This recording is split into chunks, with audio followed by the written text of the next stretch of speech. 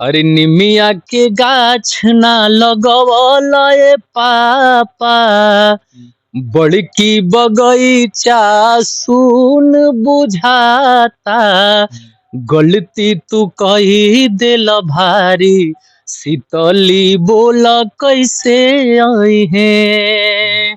सुन रही तोहारो दुआरी, शीतली बोल कैसे आई है। जी, राहुल भैया का ही लिखा हुआ था गाना ये। ट्यून बड़ा बढ़िया लगा और बगीचा में हम लोग है भी। हाँ, तो वही और बगीचा से संबंधित आपका गाना भी है। जी, मैं वही देखने लगा था। माहौल एकदम बन गया था। संगीत वगैरह का कभी क्लास वगैरह भी किए हैं कि नहीं? क्या हो रहा होगा, साल क्या होगा? मुंबई में भी अजीत चाचा से जब बात होती है, पवन भैया के चाचा जी जो गुरुजी हैं। चलिए, अजीत चाचा जी का नाम लिए तो उनके आप लिए मेरा एक सवाल ये है कि जिस तरीके से आप बताए कि हमारे नाना जी जो है गाना गाते थे, वो हमको इस क्षेत्र में लेके आए, हमारी रुचि भी रहे, हमने घुंगरू जी के सामने रिकॉर्डिंग भी करवा लिया, हमने क्लास भी कर लिया। लेकिन अजीत सिंह से पहली मुलाकात कब, जब आप गाना वगैरह गाने जाने लगे? एल्बम भी आपका बहुत सारा आया, सबसे पहला एल्बम कब आया था? हाँ, ये भी बहुत अच्छा सवाल है।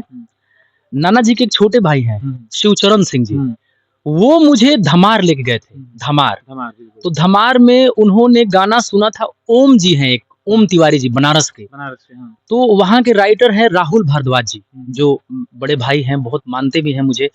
राहुल भारद्वाज जी और मंजीत सिंह जी, तो वो लोग गीतकार हैं, आज भी लिखते हैं। तो उन्होंने ओम तिवारी जी का गाना रिकॉर्डिंग करवाया था। तो ये जाते थे धमार, तो वहाँ पे इन्होंने ओम जी का गाना सुना और मेरे बारे में जिक्र किया कि एक मेरा भी नाती है, उसको भी थोड़ा एल्बम के बारे में मतलब थोड़ा देखा जाए।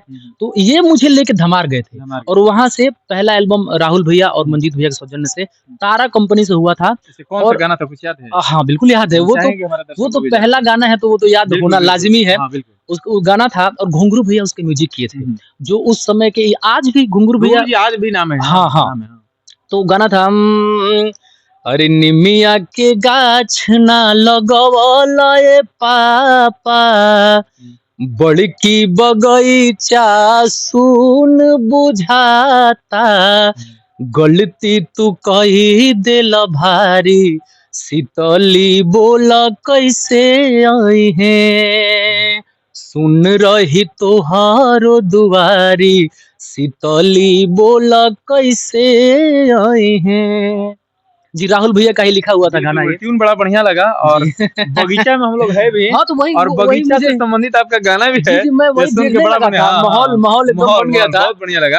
अच्छा, उसके बाद वहाँ पे एल्बम आपका रिकॉर्ड हुआ, गाना रिकॉर्ड हुआ? हाँ, बनारस में कलाश्री में रिकॉर्डिंग हुआ था, घुंगरू भैया के म्यूजिक डायरेक्शन में, और उस गाने को भी सराहा गया। क्योंकि मैं उस समय गा नहीं पाता था उतना बढ़िया, मतलब तो क्योंकि अभ्यास करते सीख रहे थे। जी, और पहला एल्बम था तो बहुत सारा हेजिटेशन भी था। और इतने बड़े म्यूजिक डायरेक्टर के सामने, मतलब इतने म्यूजिक घुंगरू जी एक नाम, एक लेवल है, तो वहाँ थोड़ा सा वो डर भी लगता था। मैं तो रिटर्न आ गया था। मुझे भैया बोले भी बहुत प्रेम से कि सोनू आप गा नहीं पा रहे हो अभी, तो आप अभ्यास करो। अच्छा, रिकॉर्डिंग समय ऐसा हुआ था? जी, ऐसा हुआ था। मैं गा नहीं पा रहा था और म्यूजिक भी बहुत हेवी बन गया था।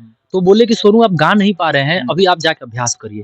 तो मैं वहाँ से डायरेक्ट आ गया और अपने जो बहुत सारे लोग हैं, झाल, नाल वादक, जो अपने मतलब। एक सवाल मेरा और है सोनू जी, संगीत वगैरह का कभी क्लास वगैरह भी किए हैं कि नहीं किए? जी, मैंने क्लास किया है बिरजू जी कला आश्रम, यहाँ पे कला आश्रम, बिक्की भाई, बिक्की भैया के पास, उनकी माता जी।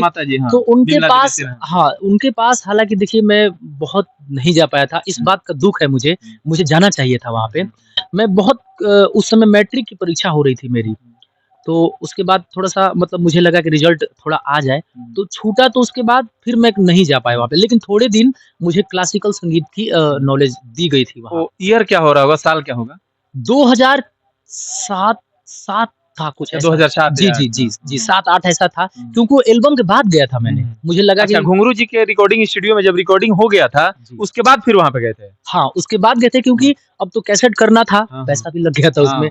लेकिन अब लगा था कि सीखना जरूरी है। आपको लगा कि नहीं, अगर इस क्षेत्र में हमको आगे बढ़ना है तो क्लास करना जरूरी है? बिल्कुल। तो मैंने कुछ दिन किया, कुछ समझ में भी आया, और उसके बाद से अपना अभ्यास पे करते धीरे-धीरे। हाँ, अजीत चाचा जी भी मुझे बहुत सारे हारमोनियम पे बहुत सारी चीज जो फार्मूला है गाना स्केल के, और वो मुझे बहुत बताते। आज भी मुझे मुंबई में भी अजीत चाचा से जब बात होती है, पवन भैया के चाचा जी जो गुरुजी हैं। चलिए अजीत चाचा जी का नाम लिए तो उनके लिए मेरा एक सवाल ये है कि जिस तरीके से आप बताए कि हमारे नाना जी जो है गाना गाते थे, वो हमको इस क्षेत्र में लेके आए, जी। हमारी रुचि भी रहे, जी। हमने घुंगरू जी के सामने रिकॉर्डिंग भी करवा लिया, जी। हमने क्लास भी कर लिया, जी। लेकिन अजीत सिंह से पहली मुलाकात कब हुई? हाँ ये भी बहुत अच्छा सवाल है। एक मेरे दोस्त आरवीएस जी हैं, हाँ, हाँ। आरवीएस जी गुणी के हैं। गुणी के आरवीएस कुशवाहा तो ऐसे उनके कुछ दोस्त हैं रघु जी, अच्छा रघु जी। जो अशोक चाचा जी के लड़के हैं, हाँ, हाँ। रघु जी। तो ये मुझसे बोले रघु जी कि चलिए आज हम आपको पवन सिंह के घर लेके चलते हैं। तो मैं पहली बार हाँ, 2007-8 में पवन सिंह ना मार्केट में गर्दा मचा रहे थे। जी। हाँ। तो वहाँ से मुझे लेके गए वहाँ पे, चाचा जी से मिले, हालाँकि 2007-8 के बाद की बात है ये। तो चाचा जी के पास गए और थोड़ा-सा मैं कुछ एल्बम करने के बाद थोड़ा टूट भी रहा था, सच पूछिए तो। मुझे ऐसा लग रहा था कि पता नहीं क्या होगा, नहीं होगा, हेजिटेशन। तो चाचा जी से मुझे बहुत बल मिला था वहाँ पे। वो बोले कि ना बबुआ तू गावत तरह बढ़िया है, एमे कोनो डाउट नहीं खे। अंदर से थोड़ी उम्मीद और जगी। हाँ, वो क्योंकि अब वैसे शख्स जो संगीत मतलब जिनके रग-रग में बसा हुआ है, अगर वो बोल रहे हैं कि नहीं आप गा बढ़िया रहे हैं, बाकी तो नसीब मान लीजिए कि कोई नहीं जानता है, कोई कौन कहाँ जाने वाला है।